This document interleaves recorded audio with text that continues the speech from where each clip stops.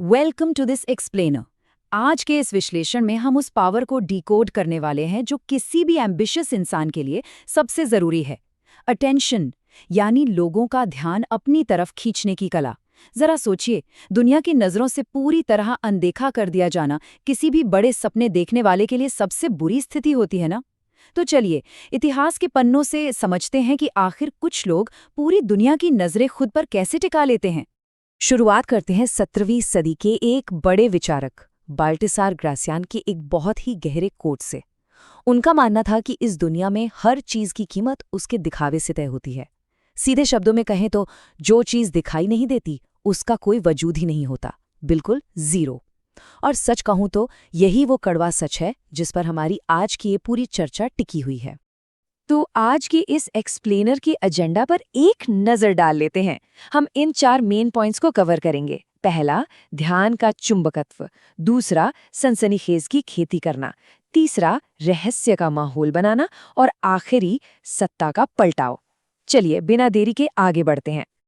अब आते हैं पहले हिस्से पर, सनसनीखेज की खेती करें, यानी लाउड और तेज ध्यान खींचने की शक्ति। ध्यान खींचने का सबसे पहला नियम है एक ऐसी इमेज बनाना जिसे भुलाया न जा सके, भले ही वो कंट्रोवर्शियल क्यों ना हो, क्योंकि गुमनाम रहने से लाख गुना बेहतर है कि लोग आलोचना करें। इसका सबसे क्लासिक एग्जाम्पल है पीटी बार्नम। पता है उन्होंने क्या किया?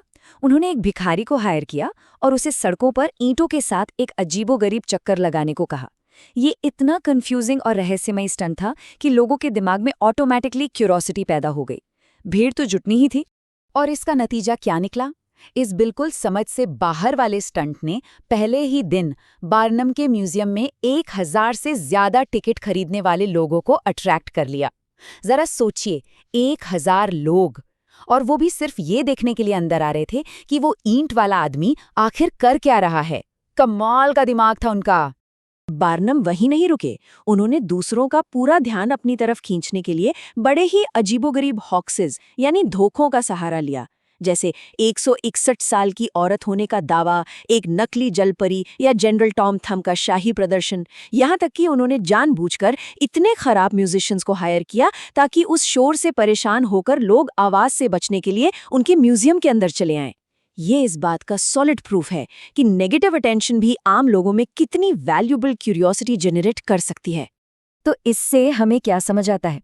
यही कि किसी का भी शानदार प्रेजेंटेशन कई बार असली रॉ टैलेंट पर भारी पड़ता है। अब थॉमस एडिसन और निकोला टेस्ला का ही एग्जाम्पल ले लीजिए। एडिसन एक बेहद शानदार शोमैन थे जो हमेशा मेक श्योर करते थे कि स्पॉटलाइट उन्हीं पर रहे। वहीं दूसरी तरफ टेस्ला, जो शायद एडिसन से भी ज्यादा टैलेंटेड थे, वो सुर्खियों से दूर रहे। और यही वजह है कि हिस्ट्री बुक्स में एडिसन का नाम ज्यादा तेजी से मशहूर हुआ। चलिए अब दूसरे सेक्शन की तरफ बढ़ते हैं, रहस्य का माहौल बनाएं, यानी अनदेखे की शक्ति। अब लाउड और शोर शराबे वाले तमाशों से थोड़ा हट कर देखते हैं। कभी कभी शांत रहस्य बहुत ज्यादा गहरा असर छोड़ता है। माता हारी का नाम सुना ही होगा। उनकी इस मिस्टीरियस मिथ के पीछे दरअसल मार्गरेथा ज़ेल नाम की एक बिल्कुल आम महिला थी। उन्हें कोई डांस नहीं आता था और जब वो पेरिस आई तो उनके पास बिल्कुल पैसे नहीं थे। लेकिन वो एक बात बहुत अच्छे से समझ गई थी। उन्हें पता था कि असली परफॉर्मेंस स्टेज पर नहीं होती, बल्कि अपने आसपास एक ऐसी मिस्ट्री क्रिएट करने में होती है जो लोगों को सोचने पर मजबूर कर दे। उन्होंने क्या किया कि अपनी पास स्टोरी को लगातार बदलना शुरू कर दिया। कभी वो खुद को जावा की राजकुमारी बताती तो कभी एक पवित्र हिंदू नर्तकी। इससे हुआ ये कि आम जनता हमेशा एक कन्फ्यूजन में रही। लोग हमेशा उनके बारे में और ज्यादा जानने के लिए बेचैन रहते थे, और देखते ही देखते यही मिस्ट्री उनकी सबसे बड़ी ताकत बन गई। ये कुछ वही एग्जैक्ट स्ट्रैटेजीज हैं जिनका यूज करके कोई भी इंसान एक रहस्य पैदा कर सकता है। अपनी सारी बातें खुलकर ना बताना, कभी कभी चुप रहना, गोलमोल बातें करना और थोड़ा सा अनप्रिडिक्टेबल बिहेव करना। इन ट्रिक्स से होता यह है कि देखने वाले लगातार सामने वाले के एक्शंस को डीकोड करने की एक फैसिनेटिंग स्टेट में फंस जाते हैं। ह्यूमन साइकोलॉजी का एक बहुत सिंपल सा रूल है, लोग उन चीज़ों या लोगों से सुपीरियर फील करते हैं जिन्हें वो आसानी से प्रिडिक्ट कर सके। इसीलिए पिकासो जैसे महान आर्टिस्ट ने क्या किया, उन्होंने लगातार दर्शकों की उम्मीदों के ऑपोजिट जाकर अपना स्टाइल बदला। उन्होंने पब्लिक को कभी ये गेस करने नहीं दिया कि उनका अगला मूव या उनकी अगली पेंटिंग कैसी होने वाली है। और ये मिस्ट्री वाला साइकोलॉजिकल ट्रिक सिर्फ आर्ट या सोसाइटी में नहीं, बल्कि बैटलफील्ड यानी युद्ध के मैदान में भी उतना ही काम करता है। जरा सोचिए, 217 बीसी में कार्थेज के महान सेनापति हैनिबल ने रोमन सेना के बिछाए जाल से बचने के लिए क्या गजब की स्ट्रैटेजी लगाई होगी। उन्होंने रात के अंधेरे में एक ऐसा नज़ारा क्रिएट किया जो बिल्कुल समझ से परे था। उन्होंने हजारों बैलों के सींगों पर आग बांधी और उन्हें पहाड़ की तरफ दौड़ा दिया। आग में लिपटे दौड़ते हुए जानवरों का वो भयानक नज़ारा देखकर रोमन सेंट्री इस कदर डर गए कि अपनी पोस्ट छोड़कर भाग खड़े हुए। उन्हें लगा जैसे कोई राक्षसी सेना आ गई हो। यहाँ रहस्य ने डर पैदा किया और हैनिबल को बिना लड़े ही जीत दिला दी। अब हम आते हैं अपने तीसरे और आखिरी हिस्से पर, सत्ता का पलटाव, यानी किसी और को जानबूझकर मात देने का खतरा। ध्यान खींचने की इस शिद्दत का एक बहुत खतरनाक टर्निंग पॉइंट भी होता है। चलिए 1850s के लंदन के एक मशहूर थिएटर की बात करते हैं, जहां हाई सोसाइटी इकट्ठा है। उस वक्त के स्ट्रिक्ट सोशल रूल्स के हिसाब से क्वीन विक्टोरिया के आने से पहले थिएटर में हर किसी को अपनी सीट पर बैठ जाना जरूरी था। ये पावर और रिस्पेक्ट का एक बेसिक नियम था।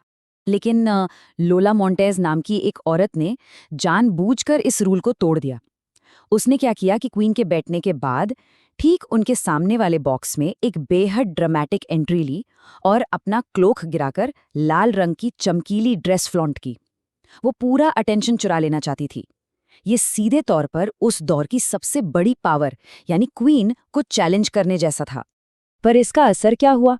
रॉयल कपल ने उसकी तरफ एक नज़र देखने तक से इनकार कर दिया।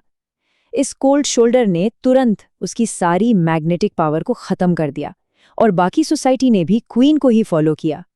इस इंसिडेंट ने साबित कर दिया कि ध्यान पाने की इतनी ज्यादा भूख दरअसल अंदर की गहरी इनसिक्योरिटी दिखाती है, और जो लोग सच में पावरफुल होते हैं वो ऐसी हरकतों से हमेशा के लिए दूर हो जाते हैं।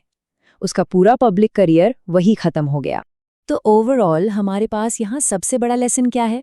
यही कि स्पॉटलाइट के इस पूरे गेम में टाइमिंग और बैलेंस का मास्टर होना जरूरी है।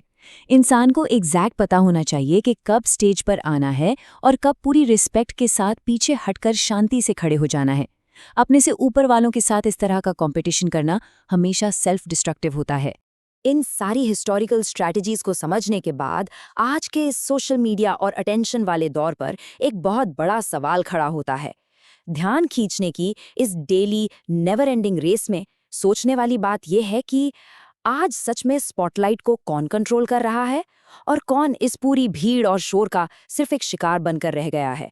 ये एक ऐसी पहेली है जिसे हर किसी को सुलझाना पड़ेगा।